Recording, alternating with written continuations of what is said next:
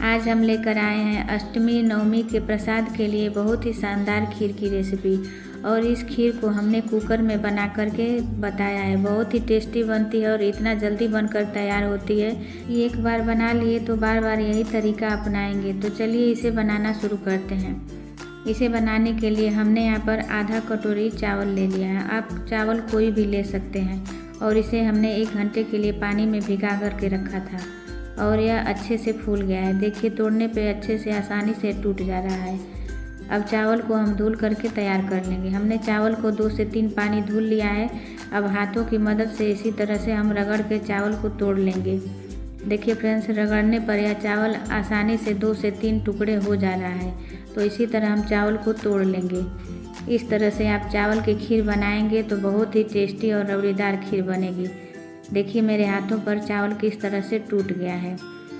तो इसी तरह से आपको चावल को तोड़ करके लेना है। अब इधर हमने गैस पर कुकर रख दिया है। आज कुकर में हम खीर बनाएंगे।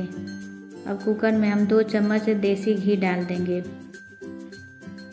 कुकर में बहुत ही जल्दी खीर बन करके तैयार होती। कुछ टिप्स को आपको फॉलो करना है, इसके बाद आपकी खीर बहुत ही परफेक्ट बनेगी। तो यहाँ पर हमने कुछ ड्राई फ्रूट ले लिए हैं, जिसमें काजू, बादाम और किशमिश ले लिया। आपके पास जो भी ड्राई फ्रूट हो उसका यूज कर सकते हैं। अब घी के गर्म होने पर इसी में हमने काजू बादाम को डाल दिया है।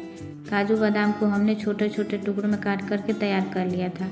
अब धीमी आंच पर इसे लगातार चलाते हुए हल्का सा भून लेंगे। आप चाहे तो ड्राई फ्रूट को ऐसे भी खीर में डाल सकते हैं, लेकिन भून करके आप यूज करेंगे तो इसका टेस्ट बढ़ जाता है। बहुत ही टेस्टी लगता है और इसमें सोनापन आ जाता है। अब काजू बादाम भून गए हैं, इसे निकाल देंगे।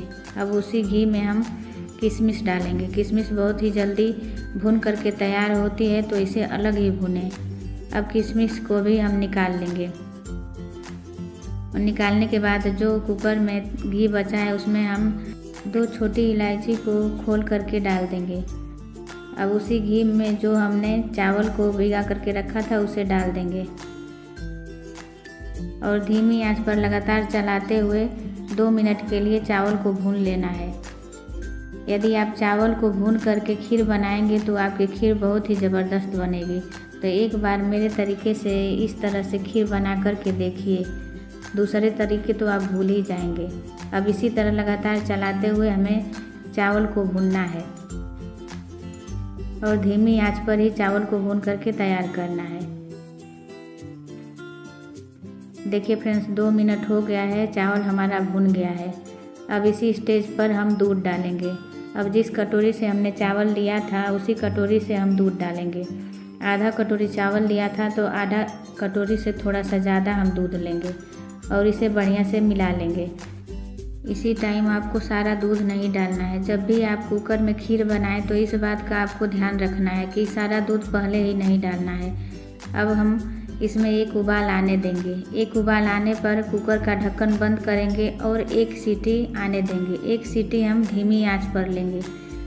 आंच को हमें तेज़ नहीं करना है। देखिए फ्रेंड्स, यहाँ पर 1 सीटी आने के बाद चावल कितना बढ़िया से पक करके तैयार हुआ है। यदि हम इसमें ज़्यादा दूध डालते तो हमारा दूध बाहर निकल सकता था, तो इस बात का आपको ध्यान रखना है। अब चावल को अच्छे से मिला लेंगे और चेक करेंगे। देखिए फ्रेंड्स, यहाँ पर चावल अच्छे से पक गया है। अब इसी स्टेज पर जो बचा हुआ दूध है उसे डाल देंगे।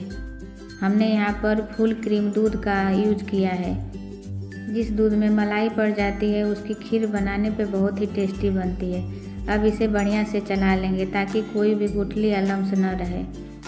अब धीमी आंच पर लगातार चलाते हुए पकाएंगे। देखिए फ्रेंड्स, इसमें उबाल आ गया है। अब इसमें हम आधा कटोरी चीनी डालेंगे। आप चीनी की मात्रा अपने हिसाब से कम ज़्यादा कर सकते हैं। आपको जितना मीठा पसंद हो उस हिसाब से कम ज़्यादा कर सकते हैं। अब इसी तरह लगातार चलाते हुए पकाएंगे। देखिएगा बहुत ही जल्दी खीर बन करके तैयार होगी। खीर देखने में सुंदर लगे तो हमने यहाँ पर थोड़ा सा येलो फूड कलर यूज किया है। अब इसे अच्छे से मिला देंगे। यदि आपके पास केसर हो तो उसका यूज कर सकते हैं, जिससे खीर का टेस्ट और कलर दोनों भी बढ़ जाता है। अब इसी में जो ड्राई फ्रूट हमने भून करके रखा था उसे डाल देंगे और कुछ ड्राई फ्रूट को हम गार्निशिंग के लिए बचा लेंगे। यहाँ पर देखिए कितना गाढ़ी खीर बन करके तैयार हो गई है। गैस को बंद कर देंगे। अब इसे एक बाउल में सर्व करेंगे। अभी ये खीर गर्म है तब भी यह कितनी गाढ़ी लग रही है और ठंडा होने के बाद यह और गाढ़ी हो जाएगी। तो फ्रेंड्स, इस बार अष्टमी और नवरात्रि भोग की थाली के लिए एक बार मेरे तरीके से इस खीर को बनाकर देखिए। बहुत ही जल्दी बनती है, बहुत ही टेस्टी लगती है। अब ऊपर से जो ड्राई फ्रूट हमने बचा करके रखा था उसे गार्निश कर देंगे। आई होप कि मेरी वीडियो आपको थोड़ी भी यूजफुल लगी हो तो प्लीज़ लाइक करें, चैनल पर नए हैं तो सब्सक्राइब करें और ज़्यादा से ज़्यादा शेयर करें। देखिए फ्रेंड्स, यहाँ पर हम चम्मच से उठा करके गिरा रहे हैं, कितनी गाढ़ी और रबड़ीदार खीर बन करके तैयार हुई है। तो है ना, बहुत ही टेस्टी खीर बनी हुई। तो इसी तरह से आप भी बनाइए, खाइए, खिलाइए और वीडियो अच्छी लगे तो प्लीज़ लाइक करें।